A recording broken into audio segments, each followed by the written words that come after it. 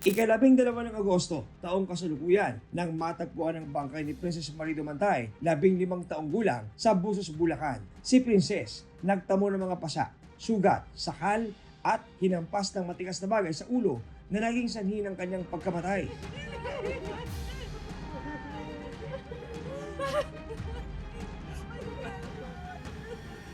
Bunso sa 6 na magkakapatid, si Princess.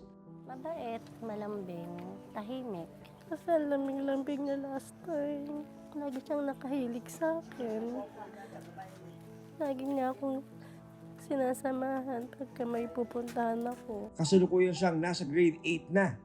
Pangarap daw na maging isang tattoo artist at sikat na siklista para mapagtapos ang mga anak na masukan bilang isang service crew sa Dubai, United Arab Emirates ang nanay ni Princess na si Perlita. O, nakuha mo na ba yung remittance ko? Opo, Nay. Nakuha ko na rin.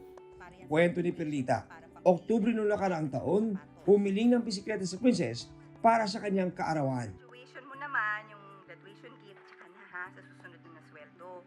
Kasi alam mo naman, medyo kapusta yung budget. Nag-birthday siya pero wala ako dito noon. Kumaga nagpadala lang ako ng pera. Pinasamahan ko lang siya sa kuya niya para bumili ng bike. Mula noon, nakahiligan na raw ni Princess ang sumama sa mga kapwa siklista. Twice or thrice a week, medyo kinokontrol ko pa siya. Hindi ko alam kung saan siya nagbabike. Pag naman nagbabike na siya, tinatanong ko sino mga kasama mo. May mga sinisend siyang picture, masaya siya, kaya masaya na rin ako. Magandang araw. Kilala niyo ito? Sa pagpapatuloy ng investigasyon ng mga pulis, lumalabas na noong ika-11 ng Agosto, taong kasalukuyan, Nakita namin siya sumakay sa kotse. Nung lalaking parati ding tumatambay dito. Naman, siklista talaga. Ito, halika. sumama si Princess sa isang lalaki na may itim na kotse. Nung araw na yon ay may nakakita po talaga na doon po sumakay si Princess. At sigurado po sila na yun lang po yung huling nakasama ni Princess bago natagpo ang patay. Ang pagkakalam ko kasi sir, walang bahay yun. Sa sasakyan lang natutulog. Hanggang sa matukoy ng mga pulis ang pagkakakilanlan ng lalaki. Pero saglit sir, ipapakita ko sa inyo. Kaya po sir, nakuha ko yung picture ng sasakyan niya.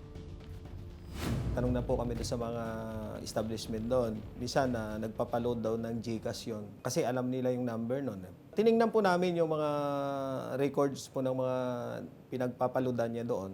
Sinong lalaki? Ito, Jose Francisco Santos pangalan niya, sir. Sino si Jose Francisco Santos at ano ang kinalaman niya sa pagkawala at pagkamatay ni Princess?